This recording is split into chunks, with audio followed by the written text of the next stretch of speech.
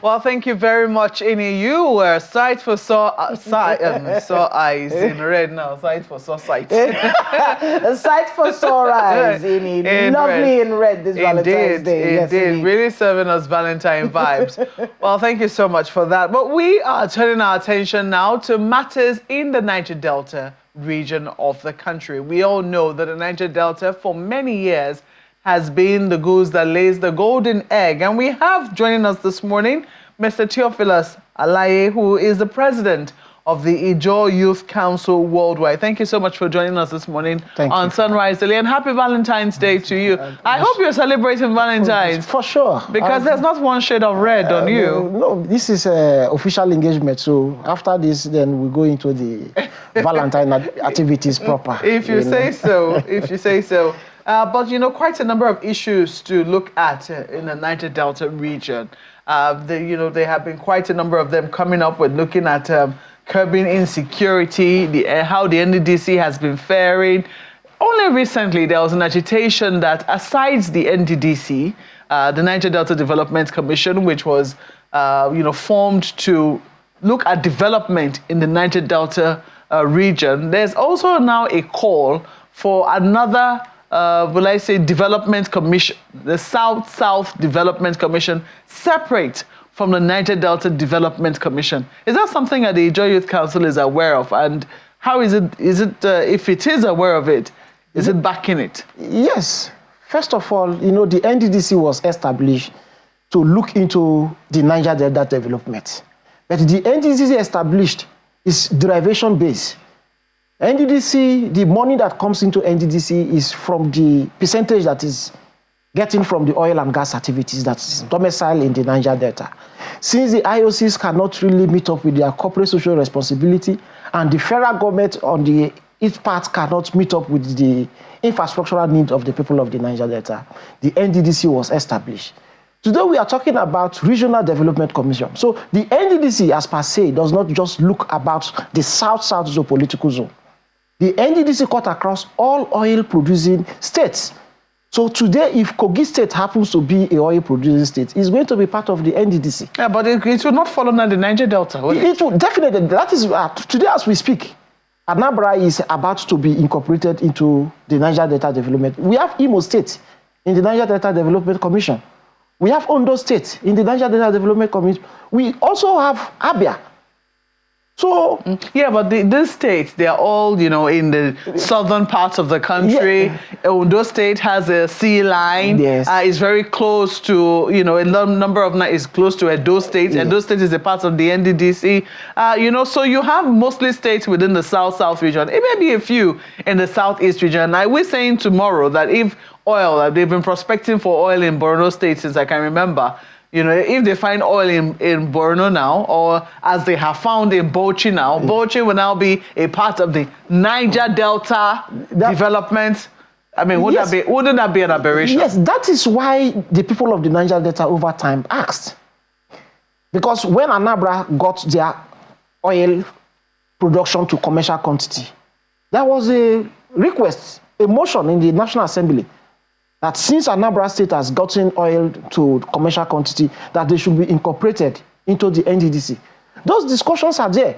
So we are saying, since the federal government understands that in so many geopolitical zones there are development deficiencies, and commissions are now being established, we, the people of the Niger Delta, we are saying that we shouldn't be left in those establishments of the commission. As we see, the Northwest has gotten theirs.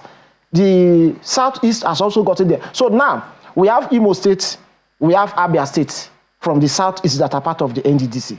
And they also have their development commission, Regional Development Commission. So do you think that the suggestion will be that these states that now are, that now have development commissions, that perhaps the derivation to those states should be paid to the development commissions of those states? Since they are meant to develop those particular regions. But the funding pattern of these regional development commissions and the NDDC are quite different. Where the fund is coming from to fund this regional development commission and the funds that are coming into the NDDC are two different things entirely. So we can't attach both together. In as much as we are the people that are laying the golden egg, some of the percentage that is coming from the oil and gas, because we talk about pollution, we are the people that are bearing the brunt. Day in, day out, as we speak today, any day there is oil and gas, oil pollution in our region, our farmlands are completely devastated. And today, because of the economic importance the government and the IOCs have placed on the oil and gas industry, the Niger Delta is more or less like a pollution heaven, where anybody can come, pollute the environment, and went scot-free without any punishment. So we are saying that if the money that is coming from the oil and gas is the essence of the establishment of the NDDC, and the federal government is today saying that, look, in every region there are developmental challenges, infrastructure and otherwise, and we are establishing commission, there is no need the Niger Delta or the South-South geopolitical zone should be left.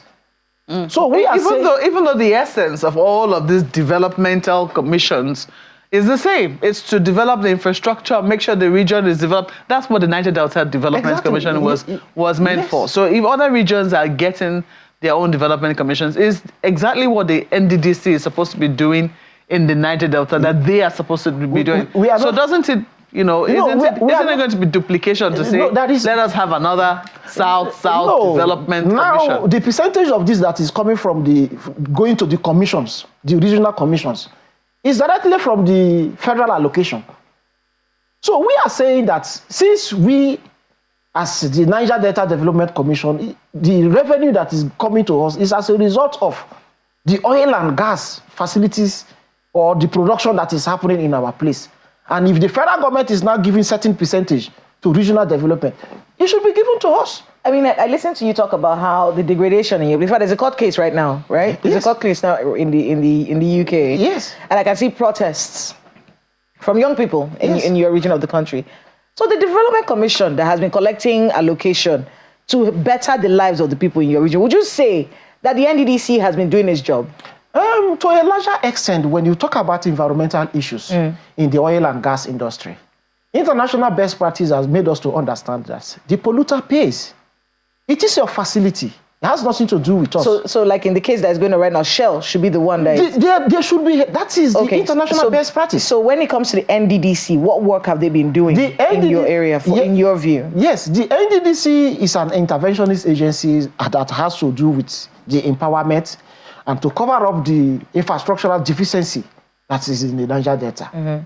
For a period of time, we believe that the NDDC also have had its own challenges, its tough times, and we have also experienced some form of mismanagement. I'm still waiting for you to tell me some of the things that they've done in your region. I believe there are roads, internal roads, interstate roads, and even before this time, royal electrification exercises were things that the NDDC used to intervene in our local communities, buying of transformer, giving to the communities so that they can be connected to the national grid and all the rest. The NDDC has been intervening, but our request over time has been let them invest into capital projects. And I believe with the current MD that is looking inward towards that direction, is currently also having its own challenges because of the Treasury single account system. The Treasury single account system has made it very difficult for the NDDC to go into some signature projects. Because what comes into your purse at the end of the month is what you will use in giving out contracts. So we have been calling on the federal government, on the other hand, to take the NDDC away from the Treasury single account so that they can go into signature projects that will be beneficial to the people of the Niger Delta. What will be the difference between what the NDDC does and what the South-South Development Commission will do? No, it is the monetary allocation, where the fund is coming from. Today, like for example, you said Nigeria want to give people scholarship. And because the NDDC is giving scholarship, and the Nigeria is now saying that let every geopolitical zones create a scholarship board where the federal government is going to be paying direct fund into that board so that people can get access to scholarship. Then you will now say that because the NDDC is funding people from the Niger Delta in terms of scholarship, the NDDC should be, the South-South political zone should be left out on such arrangements. That is just the difference. Because the development commissions, the percentage is coming direct from the presidency account. While the NDDC, as we speak, the fund is coming from the IOCs that are operating and polluting our environment. Okay. So the funding that is coming is different. There is no way Nigeria want to save money and we will say that we should be left out. It's not going to be possible. I like that you created the difference in where the funding is going to come from. What work will they be expected to do in your community that is different? Yes. I'll ask it again. The South-South Development Commission. Yes. You've explained that the funding for South-South Development Commission and the NDDC are different, right? Yes. The funding sources. Yes, yes. Now, what work will the South-South Development Commission be doing that the NDDC doesn't do? We are the same thing the NDDC is doing is the same thing the state governors of the Niger Delta or the NDDC coverage areas is doing. What we need is additional commissions that will give us the needed infrastructural development. So if the commission is going to be established and the commission can give us more projects that will be beneficial to our people, we are okay with it. We don't have a problem with that. And that is what we are asking for. That's a very interesting dynamic, because if they are going to be doing the same thing, why don't you just make the one that is working work better as opposed to creating a new one? If the federal government agree that... Or is it just that you want South-South to have its own? No, the South-South... South-East has and South-West has. And there are some states So what if they say, let's collapse NDDC into South-South Development Commission? If they do that, we don't have a problem with that. In as much as the derivation that is coming from the oil and gas will still get to the NDDC, and the percentage that is coming from the federal government will still get to the NDDC for the purpose of the development of the people of the Niger Delta. We are okay with it. Let me quickly take you up on the issue of being together, because something you said about how what the NDDC is currently doing is not different from what the governors are expected to do. And people have been saying, how is it that the governors how are they keen into the NDDC, or how is the NDDC keen? I don't know which one is feeding the other one. They've been talking about a Niger Delta Development Master Plan for God knows how long, but that master plan doesn't seem to exist anywhere.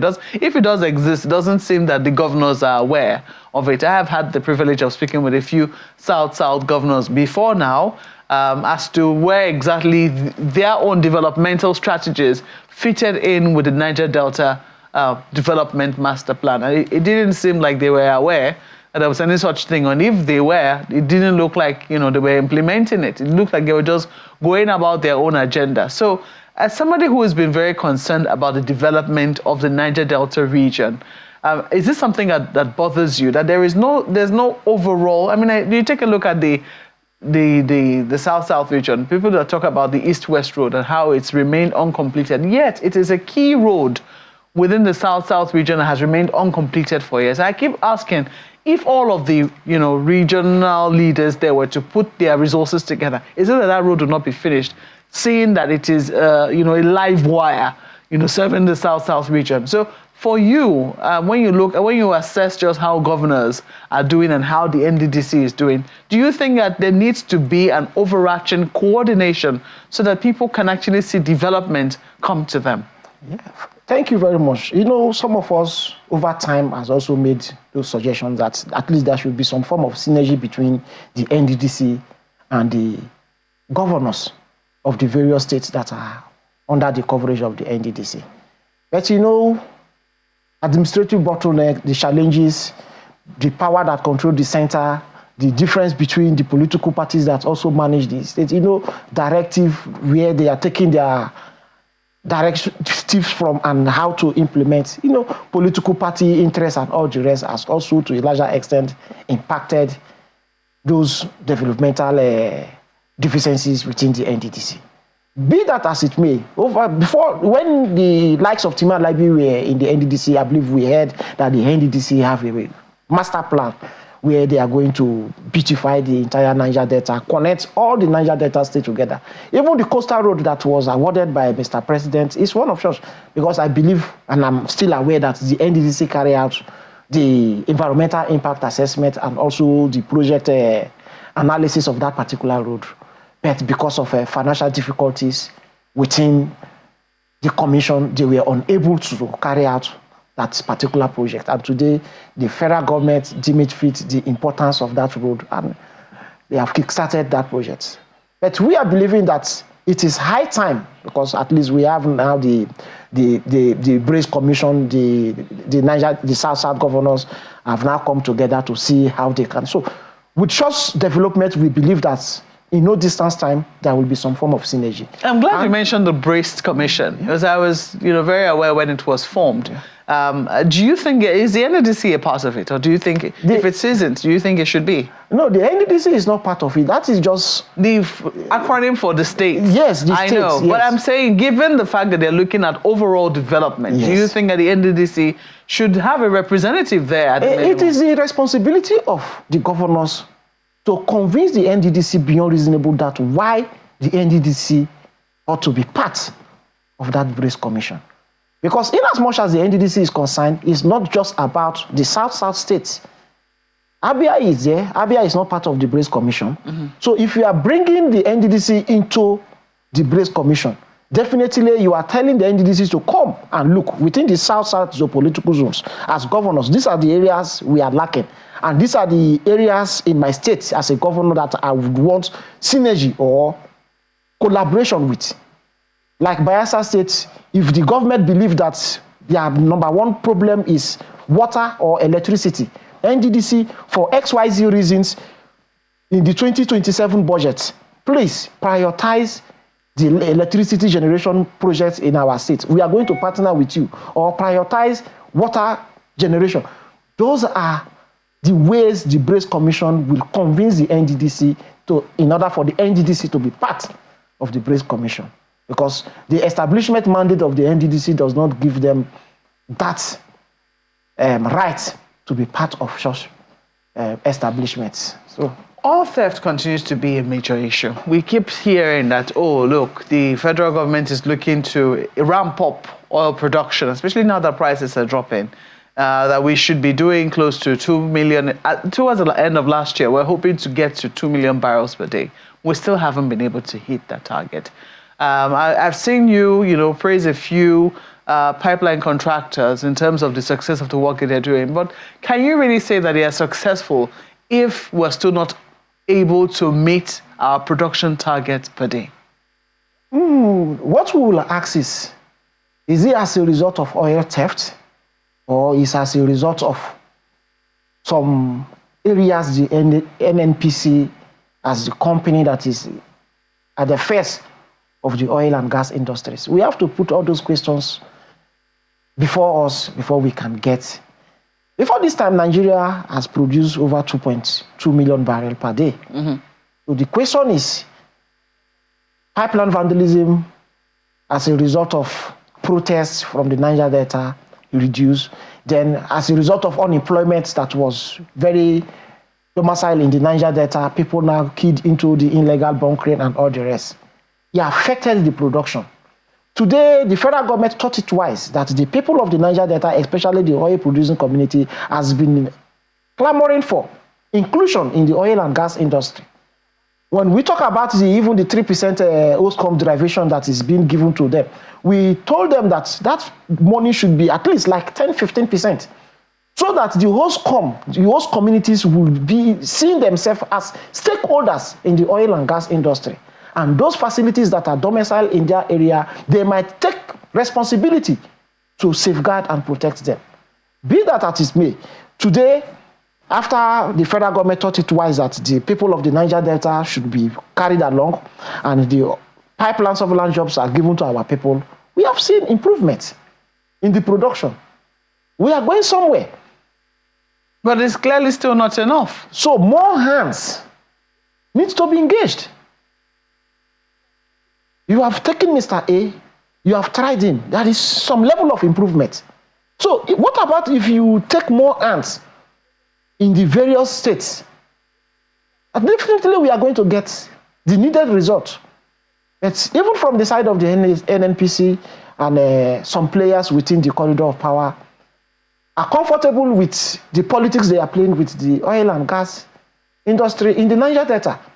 So any day, anytime the NNPC is ready and they are ready to engage the people of the Niger Delta to see how more stakeholders, more hands can be put, definitely we can even get up to 3 million barrel production per day. It's certain. The facilities are there. But the sincerity to get it is what we are asking. And members of the leaders of the Niger Delta are sincere in that regard. I was just going to go there. The leaders of the Niger Delta over time have shown their commitment, their high level of sincerity to the survival of the oil and gas industry in the Niger Delta. I was going to ask you to give a scorecard, really, to the leaders in the Niger Delta. No, if you want to do that, I can tell you categorically that in fact, they have done. If it is by 10% rating, it's 10%. The people of the Niger Delta has been sincere in as much as... I want to hear that again. Yes. If the rating was between 0 and 10, 0 being terrible, 10 being awesome. It's 10. It's a 10? Yes. To the governors of the South. Not just the governors, the stakeholders. We are not talking about governors. When we talk about the oil and gas industries, there are critical stakeholders in fact, if I'm a stakeholder, if I'm the leader of my community, and the oil and gas facilities that are domiciled in my environment, I don't think the government of my state will have a high level of control of how you are sleeping in your house. Why this facility in question is just at my backyard? So do you believe that the governor that is not from my community will have control how the pipeline that is in my backyard will be managed or secured? We need more hands to be engaged. Today, the Tantita, the pipeline infrastructure that are being owned by people from the Niger Delta are doing good jobs. We need more hands to be engaged in this sector. Definitely. You don't think it will be a situation of too many hands? No, there will be too many cooks will spoil the broth. It's not possible. You see, this man is controlling Delta State. His expertise remains in Delta State. Okay. The other man that has the stake in River State knows the terrain and the people that are living in River State. Mr. Theophilus, I've been listening to you since you got in here. On the one hand, there's problem. We need infrastructure growth. We need our young people to be... Then on the other hand, the governors are doing fantastic. The NDDC is doing fantastic. It's a little jarring for my mind, but maybe it's just my mind being very simple. Thinking if you say that there's a problem, then why are you scoring the people who are supposed to handle that problem excellent? I'm not rating governors' performance excellent. You just did. You said 10. No, I said, you asked me stakeholders. That means in the oil and gas. No, I said governors. No. That means... all right, so let's go there. Governors. Give me a scorecard. 0 being terrible, 10 being amazing. You can't assess all of them on the basis of the same. Some governors are doing extremely well, while some are performing beyond expectation. So if we go on state basis, definitely we can give you the scorecard according to state governors' performance with the revenue that is being accorded to them. Some states, as we speak like this, they don't even have potable water, and they are getting 3% derivation. Some states, as we speak, in the state capital, they can't even boast of 10 hours electricity.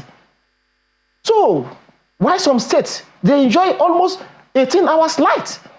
So you can't rate these people on general base. Yes, you must rate them according to the states that they are governing. So if we come to that, that will be discussion for another day, because we have to be deliberate and point out those that are mismanaging the resources, that are governing the Niger Delta, and those that are doing very well. You can do that. What's stopping you? I'm clear. I'm sure. Well, I'm sure he's also mindful of time. Well, totally, we've run out of time. We have to thank you so much for coming on the program this morning. Mr. Theophilus Alaye is the president, Joy Youth Council worldwide. We have to thank you so much for your time with us this morning on Sunrise Daily. And happy Valentine's Day once more. Thank you very much, and happy Val to you guys too.